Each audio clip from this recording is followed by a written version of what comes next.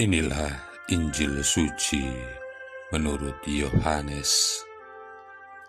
Sekali peristiwa, Yesus berkata kepada orang-orang Yahudi yang percaya kepadanya, "Jikalau kamu tetap dalam firman-Ku, maka kamu benar-benar murid-Ku, dan kamu akan mengetahui kebenaran, dan kebenaran itu akan memerdekakan kamu."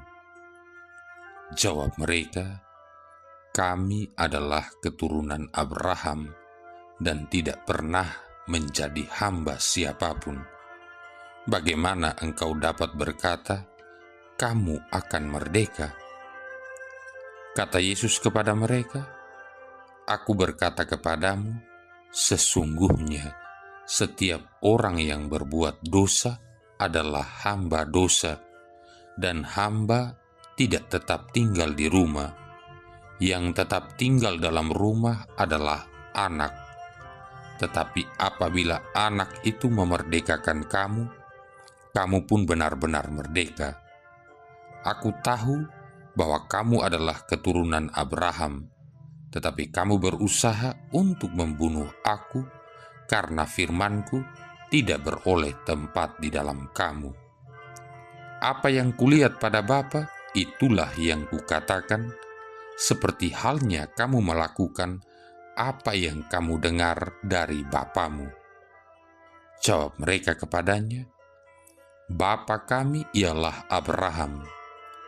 Kata Yesus kepada mereka, "Sekiranya kamu anak-anak Abraham, tentulah kamu mengerjakan pekerjaan yang dikerjakan oleh Abraham.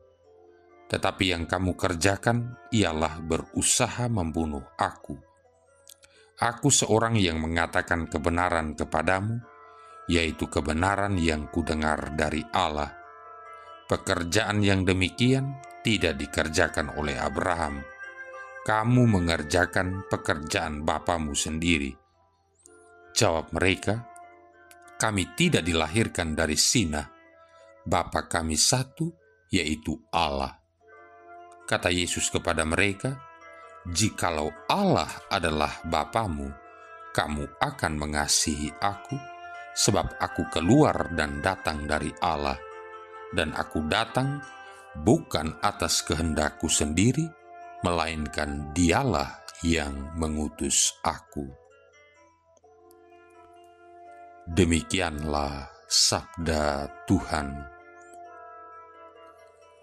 Saudara-saudari yang terkasih, orang-orang Yahudi selalu melihat diri mereka sebagai keturunan terhormat dari Abraham, Musa, dan Daud.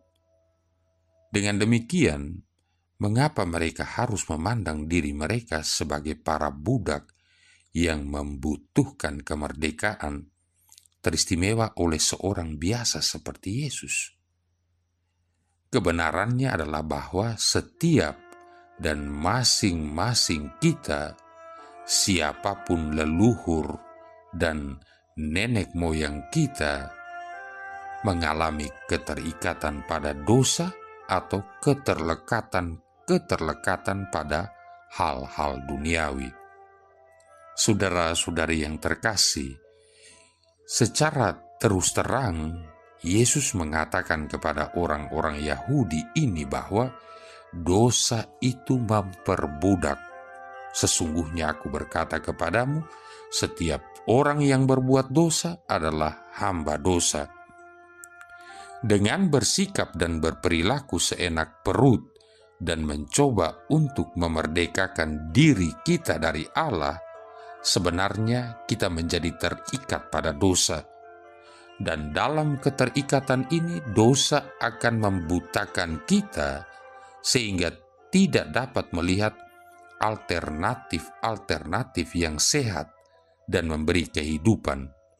Dengan demikian melumpuhkan kebebasan kita untuk memilih. Untuk terjebak dalam suatu lingkaran tak berkesudahan dari ketidaktaatan dengan mengikuti kecenderungan-kecenderungan kita untuk bersikap dan berperilaku mementingkan diri sendiri dan mengabaikan kerusakan yang kita lakukan terhadap diri kita sendiri dan juga orang-orang lain selagi proses itu berlangsung, sesungguhnya hal ini lebih mudah daripada yang sering kita pikirkan. Saudara-saudari yang terkasih, untunglah bagi kita kebebasan yang dimenangkan oleh Yesus di kayu salib telah memulihkan kemampuan kita untuk mengasihi dan memilih Allah di atas segalanya. Sekarang tergantung kepada kita untuk belajar bagaimana merangkul kebebasan itu dan memperkenankannya mentransformasikan diri kita. Inilah sebabnya mengapa sakramen rekonsiliasi atau sakramen tobat merupakan karunia atau anugerah yang begitu menakjubkan. Ketika kita mengakukan dosa-dosa kita, Yesus melakukan lebih daripada sekedar mengampuni kita. Pada setiap pengakuan dosa, Yesus memberikan rahmat-Nya secara berlimpah, memberdayakan kita untuk lebih dimerdekakan lagi dari dosa dan efek-efeknya yang buruk. Kita semua tahu betapa godaan dari iblis dan roh-roh jahat pengikutnya itu dapat menjadi sedemikian kuat. Namun, betapapun kuatnya dosa itu, Yesus senantiasa lebih kuat secara tak terbatas. Belas kasih-Nya adalah baru setiap hari. Nah, hari raya Paskah, hari kebangkitan Tuhan Yesus Kristus, sudah semakin dekat.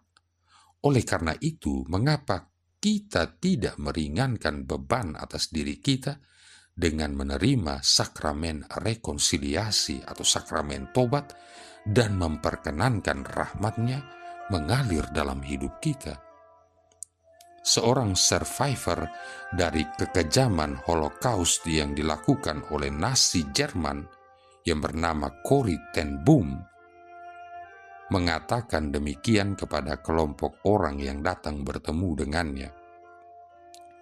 Apabila kita mengakukan dosa-dosa kita, maka Allah akan melemparkan dosa-dosa itu ke dalam lautan yang paling dalam. Dan meskipun aku tidak dapat menemukan ayat dalam kitab suci untuk yang berikut ini, aku percaya bahwa Allah memasang sebuah tanda di sana dengan tulisan dilarang memancing. Walaupun dapat memakan waktu, perkenankanlah pengampunan Yesus membebaskan kita dari perbudakan dosa. Dengan demikian kita dapat bebas untuk memilih kehendak Allah dalam setiap situasi. Saudara-saudari yang terkasih, aku bersumpah tidak akan pernah mau kenal dengan orang itu lagi. Apa gunanya orang itu bercerita tentang Tuhan dan berbicara tentang kasih Tuhan jika tingkah lakunya melebihi orang yang tidak mempunyai iman? Itulah kalimat yang terlontar dari salah seorang anggota umat yang telah dikecewakan oleh sesama anggota Dewan Pastoral Stasi. Mungkin kasus seperti ini banyak kita temui. Tidak jarang para pengurus paroki, para pengurus gereja bertingkah laku seperti orang-orang munafik yang menggunakan kedok sebagai orang-orang yang suci di dalam gereja, namun di dalam masyarakat mereka seringkali mengecewakan orang-orang di sekitarnya. Namun apakah kita akan bersikap seperti anggota umat tadi, di mana setelah peristiwa tersebut dia tidak mau ke gereja lagi, bahkan marah dengan Tuhan? Mungkin bukan orang itu saja yang mengalami hal seperti ini. Bisa jadi salah satu di antara kita juga mengalami hal yang sama. Salah satu yang sangat disayangkan, mengapa karena kesalahan manusia Tuhan yang harus disalahkan? Bukankah kita ke gereja untuk bertemu Tuhan? Kita melayani gereja untuk Tuhan. Kita membantu orang-orang yang membutuhkan pertolongan kita lakukan untuk Tuhan. Namun mengapa saat kita dikecewakan oleh manusia, lantas kita menyalahkan Tuhan atau marah dengan Tuhan? Jika dipikir dengan akal sehat dan logika, di manakah kesalahan Tuhan? Saudara-saudari yang terkasih, tanamkanlah dalam hati kita bahwa jika kita ingin melayani Tuhan, itu bukan hal yang mudah. Akan banyak sekali hal-hal yang akan membuat kita kecewa. Namun jangan pernah menyalahkan Tuhan karena kekecewaan yang kita alami. Namun petiklah semua kekecewaan itu menjadi suatu pelajaran yang tersembunyi yang ingin Tuhan ajarkan buat kita. Bukan malahan marah dengan Tuhan dan meninggalkan semuanya. Ingat, Allah Bapa di surga dengan cintanya yang luar biasa menyerahkan anak tunggalnya untuk menebus dosa-dosa kita manusia. Jadi, belum cukupkah pengorbanan yang diberikan Tuhan untuk kita?